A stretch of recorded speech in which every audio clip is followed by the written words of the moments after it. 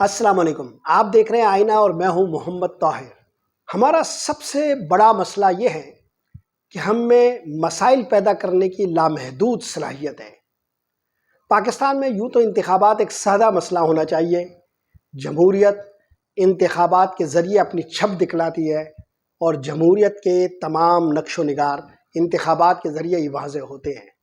مگر پاکستان میں انتخابات کرانا اور انتخابات کا ہو جانا ایک معجزے سے کم نہیں ہوتا۔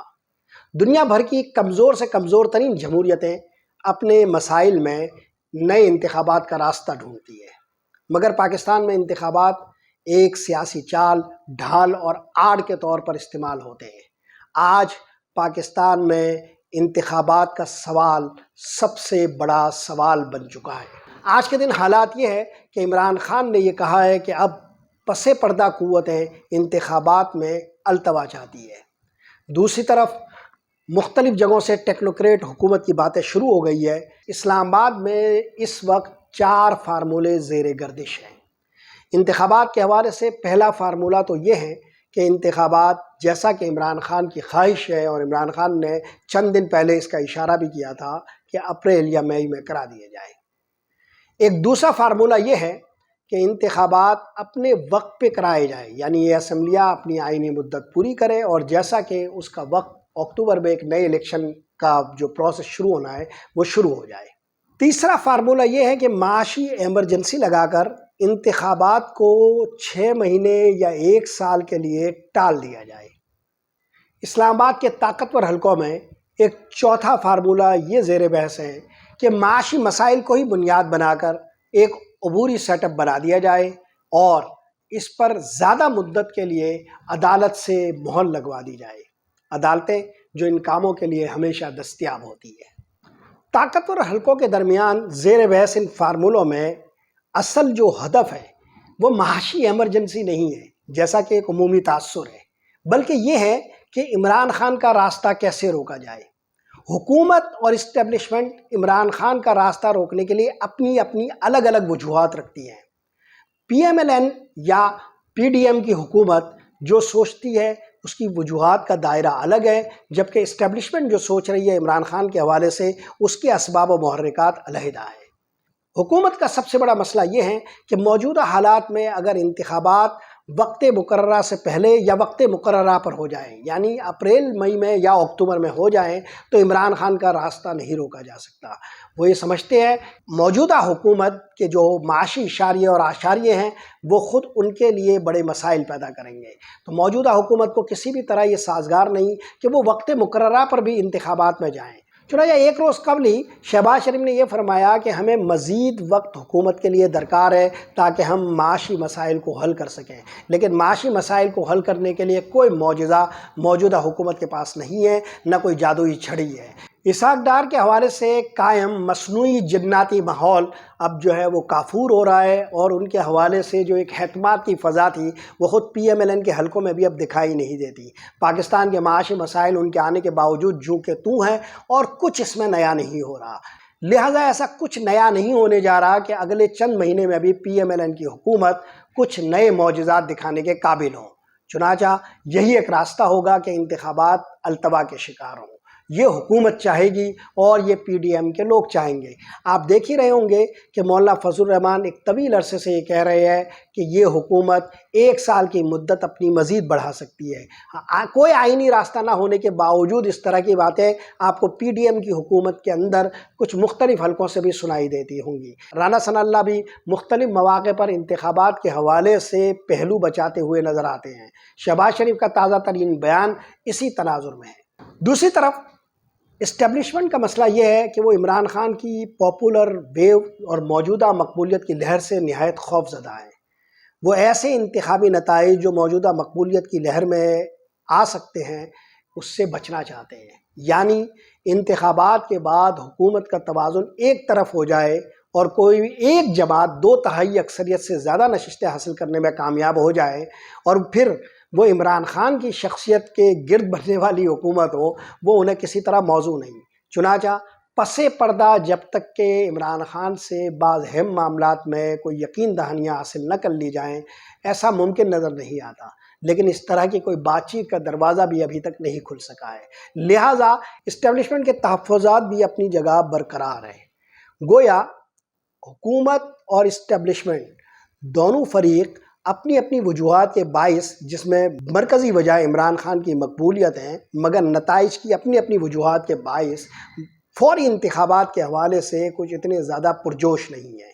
اب یہ صرف عمران خان ہے جنہوں نے پاکستانی سیاست کا اولین مسئلہ اس وقت انتخابات کو بنا کر رکھ دیا ہے، اور اسٹیبلشمنٹ حکومت کے لیے عمران خان کے اس مطالبے کو کسی نہ کسی سطح پر مینیج کرنا سب سے مشکل مسئلہ بن چکا ہے۔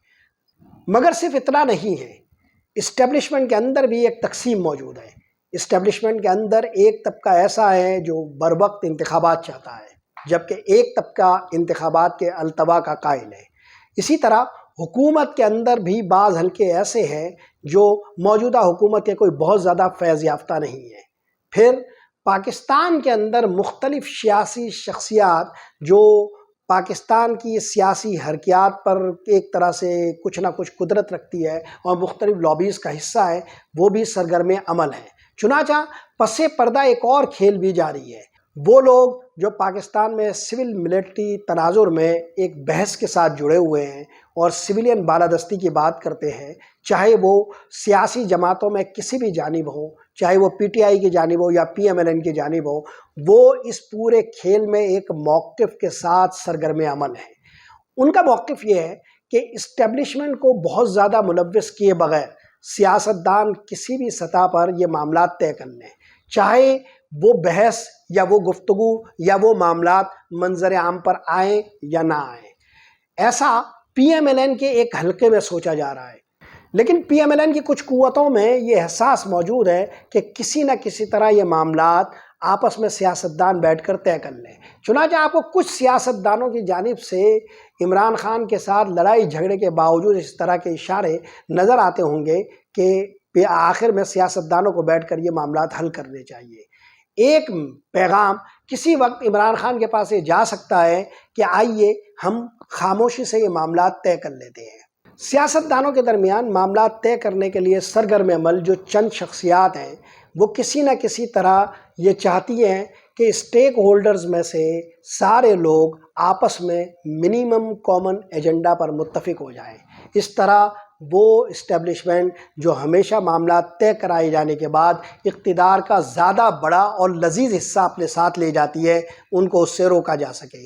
اس وقت چونکہ ماحول بھی یہ ہے جو عمران خان کی موجودہ سیاست کی وجہ سے پیدا ہوا ہے کہ اسٹیبلشمنٹ ہر طرح سے خود کو ایک پولیٹیکل دکھائی دینے یا رکھنے والے موقف پر موجود ہے، تو وہ یہ چاہتے ہیں کہ اس کا فائدہ اٹھا لیا جائے۔ لیکن کیا یہ ممکن ہے؟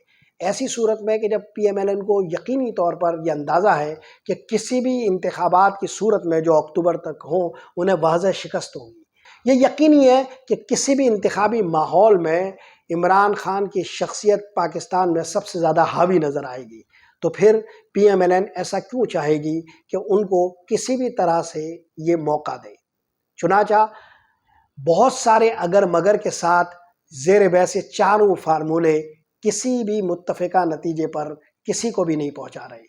ارباب تنازعات یعنی اسٹیک ہولڈرز اس وقت گتھم گتھا ہے، فکری طور پر اور ذہنی طور پر وہ ایک کشاکش کے شکار ہیں۔ انتخابات ایک یقینی مطالبہ ہے، آئین کا بھی اور موجودہ حالات کا بھی، لیکن موجودہ سیاسی حالات میں مختلف اسٹیک ہولڈرز اور مختلف طبقات یہ نہیں چاہتے اپنے اپنے وجوہات اور اپنے اپنے مفادات کے باعث کہ ایسا انتخاب جس کے نتائج مکمل عمران خان کے حق میں ہو وہ رونما ہو۔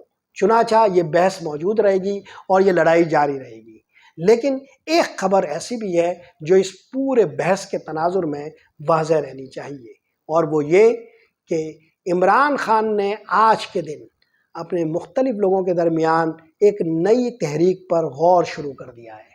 وہ یہ سمجھتے ہیں کہ اگر انتخابات کا راستہ کسی بھی طرح کہیں سے بھی روکا جاتا ہے تو پھر ایک نئی تحریک کے ساتھ عوام کے اندر جانا چاہیے۔ یہ وہ خطرہ ہے جو تمام لوگوں کو درپیش ہے، اور موجودہ سیاسی بندوبست کے پاس اس خطرے سے نمٹنے کا کوئی حل نہیں ہے۔ گویا فارمولے جتنے بھی زیر بحث آ جائیں لیکن حل انتخابات کی صورت میں ہی نکلے گا، ورنہ عوامی نفرت کا ایک سیلاب امڈ آئے گا اور عمران خان کی ساکھ مزید بہتر ہوگی، عمران خان کی مقبولیت میں مزید اضافہ ہوگا۔ پی ڈی ایم کی موجودہ حکومت اور اسٹیبلشمنٹ کے لیے یہ صورتحال ہرگز موزوں نہیں ہوگی، لہٰذا انتخابات ہی وہ واحد رستہ ہے جس میں سب کو اپنی اپنی توقعات اور اپنے اپنے مفادات کو محفوظ کرنا ہے، چاہے وہ اس طرف ہو یا اس طرف ہو۔ دیکھتے ہیں اگلے روز ہمارے لیے کیا لے کر آتے ہیں۔ آج کے لیے یہی کچھ۔ محمد طاہر کو اجازت دیجیے۔ اللہ نگہبان۔